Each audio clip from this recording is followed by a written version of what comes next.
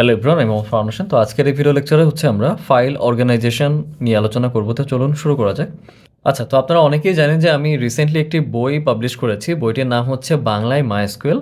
তো এখানে হচ্ছে এসকিউএলের খুঁটিনাটি সব কিছুই পেয়ে যাবেন বাংলা ভাষায়, এবং প্রতিটা টপিকের সঙ্গে হচ্ছে এখানে এক্সাম্পল সেট করা আছে, বিভিন্ন ধরনের এক্সাম্পল সেট করা আছে। তো আপনারা যারা একাডেমিকে আছেন তাদের জন্য বইটি থিওরিটিক্যালও কাজে আসবে এবং হচ্ছে ল্যাব এক্সামেও কাজে আসবে, কারণ এখানে যে এক্সাম্পলগুলো সেট করা আছে ঘুরিয়ে ফিরে কিন্তু এই এক্সাম্পলগুলাই আসে। ওকে, এছাড়াও আপনারা যারা হচ্ছে ডেটা ইন্ডাস্ট্রিতে আসতে যাচ্ছেন বা ডেটা ইন্ডাস্ট্রিতে কেরিয়ার করতে যাচ্ছেন, like data analyst, data engineer অথবা ডেটা সায়েন্সে, সো তাদের জন্য কিন্তু এসকিউএল শেখাটা বাধ্যতামূলক। আচ্ছা, তো এখন এই বইটিতে হচ্ছে 25% ডিসকাউন্ট চলছে। 25% ডিসকাউন্টে বইটির বর্তমান মূল্য হচ্ছে 225 টাকা, এবং এই ডিসকাউন্টটা শুধুমাত্র তারাই পাবেন যারা আমার মাধ্যমে বইটি ক্রয় করবেন। অন্য কোনো প্ল্যাটফর্মে এই ডিসকাউন্টটা পাবেন না। সো আমার মাধ্যমে যদি আপনারা বইটি ক্রয় করতে চান, তাহলে ডিসক্রিপশনে দেওয়া যে মোবাইল নম্বর আছে ওখানে কন্ট্যাক্ট করলেও হবে, অথবা ফেসবুক পেজে গিয়ে আমাকে ডিরেক্ট মেসেজ দিলেও হবে। সকল ইনফরমেশন ভিডিও ডিসক্রিপশনে পেয়ে যাবেন। এবং এই বইটির জন্য কোনো ডেলিভারি চার্জ প্রযোজ্য না, অনলি 225 টাকার মধ্যেই কিন্তু আপনাদেরকে ডেলিভারি করে দেওয়া হবে বইটি। তো আমরা কি জানি যে আমাদের যে ডেটাগুলো, সেই ডেটাগুলো কোথায় স্টোর থাকে? একটা ডেটাবেজে, তাই না? একটা ডেটাবেজে। এবং আমরা কি জানি যে আমাদের এই ডেটাবেজে ডেটাগুলা কিভাবে স্টোর হয়? টেবুলার ফর্মে, না? তাই না? আমরা গত যে ভিডিও লেকচারগুলো ছিল সবগুলো আমরা দেখেছি, তাই না, যে আমাদের এই ডেটাবেজে ডেটাগুলা টেবুলার ফর্মে স্টোর হয়, যেখানে অনেকগুলো রো থাকে এবং হচ্ছে কলাম থাকে, রাইট? আচ্ছা, তো এখন কথা হচ্ছে যে দেখেন, আমরা এখানে যে ডেটাবেসটা দেখছি, যেখানে আমাদের ডেটাগুলো টেবুলার ফর্মে স্টোর থাকে, তো নিশ্চয়ই এই ডেটাবেসটা কোথাও না কোথাও কোনো স্পেস নিয়ে আসে, রাইট? এটা কোথায় আছে?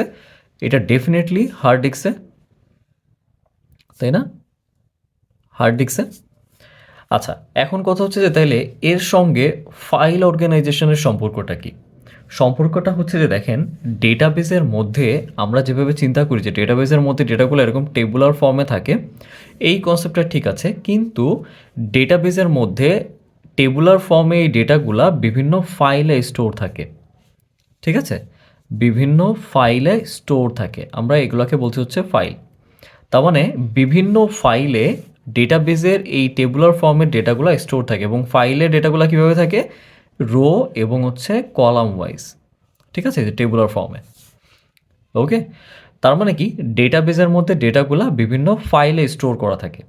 আচ্ছা, এখন অর্গানাইজেশন, এই যে টপিকটা, এটা কই থেকে আসলো? যে দেখেন, এই ফাইলগুলোকেই স্টোর করা হচ্ছে কোথায়? হার্ড ডিস্কে।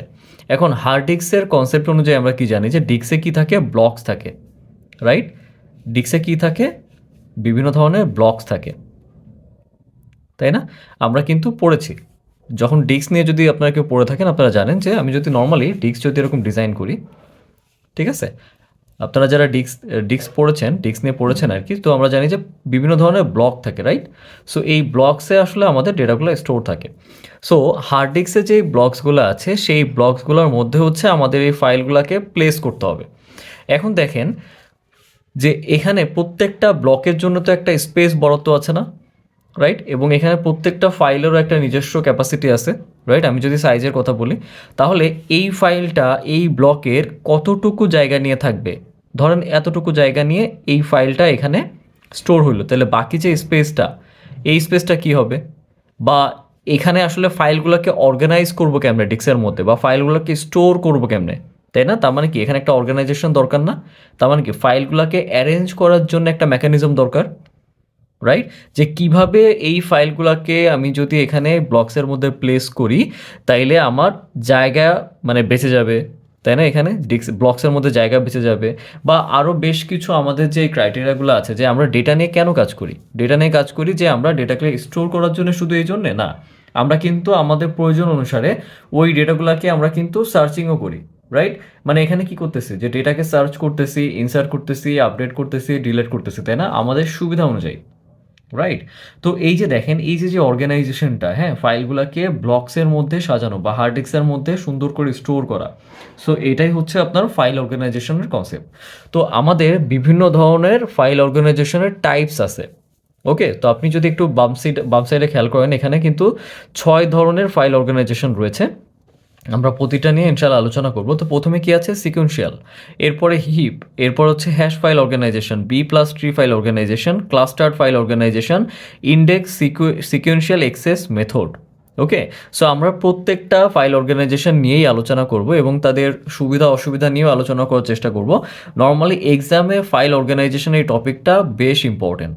ওকে, তো আশা করি আপনারা সবাই ফাইল অর্গানাইজেশন সম্পর্কে বুঝেছেন। এরপর যদি আপনাদের কোনো প্রবলেম থেকে থাকে আপনারা আমাকে মেইল করতে পারেন, আমি অবশ্যই মেইল ব্যাক করার চেষ্টা করব। ধন্যবাদ সবাইকে।